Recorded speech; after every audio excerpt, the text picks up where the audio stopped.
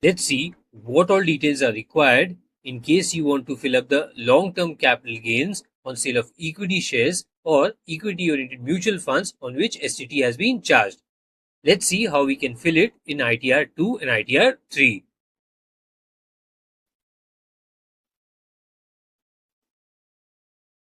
Now in this case, we'll first have to prepare the details for the shares and mutual funds that were purchased on or before the 31st of January 2018 and that have been sold during the financial year.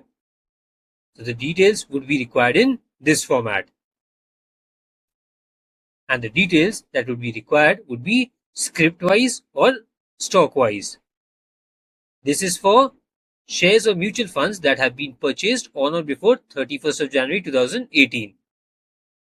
We'll be requiring the fair value of these shares or units as on the 31st of January 2018. After this, we'll also be needing the shares of mutual funds that were purchased after the 31st of January 2018. For these shares, the following details would be required: the sales value of equity shares, the sales value of equity-oriented mutual funds, and the purchase prices of shares and mutual funds. Now, one thing to note here is the sales value and the purchase value of equity shares and equity-oriented mutual funds have been clubbed together. This has been done only for the shares and mutual funds that were purchased after the 31st of January 2018 and sold during the financial year. Now, let's quickly move on to the return filing utility where I can help you with filling in these details. Let's quickly open the return filing offline utility.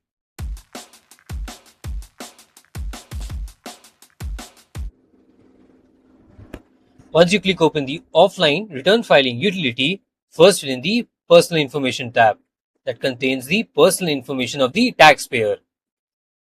Now, once you fill in this tab, move on to the capital gains schedule, that is this one. Click on this and now click on long-term capital gains. Scroll downwards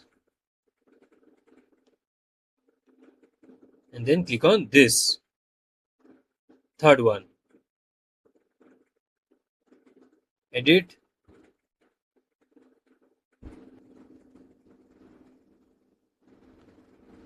Now start filling in the details. First, we'll start filling up the details for shares and mutual funds that were purchased on or before the 31st of January 2018.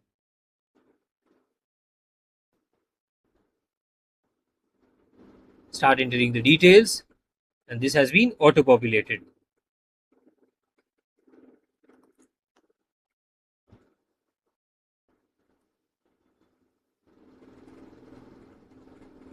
In this field, you need to put in the actual cost of acquisition.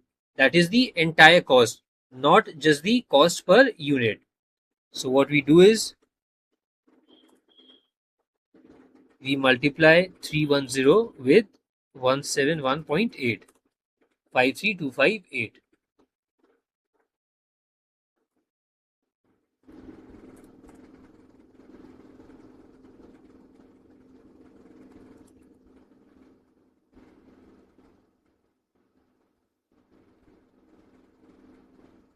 Now click on save. Now in similar fashion, enter the details for the other two scripts as well. This has to be entered individually. Now once you fill in the details for the other two scripts, now let's fill up the details of the shares or mutual funds that have been purchased after the 31st of January. That is 31st January 2018. Click on add another. After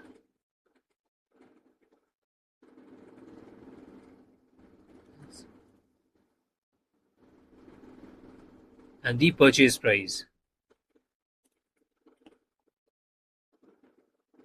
In case there are any transaction costs involved, you can mention it here. Now click on save. So you just saw that for shares and mutual funds that were purchased after 31st of January, we do not need to mention the details script-wise or stock-wise. We can simply put the cumulative figures there, just like we did in CL number 3. So once this is done, click on confirm and save it. Click on save again. And once you fill in the details here, scroll to the bottom, click on the information about accrual tab and make sure you enter the total value of the long-term capital gain here, basis when such capital gain was earned. In case it was earned from the 1st of April to the 15th of June mentioned in this column, or in case any other period mentioned in the other relevant columns. Once you fill it, click on save again.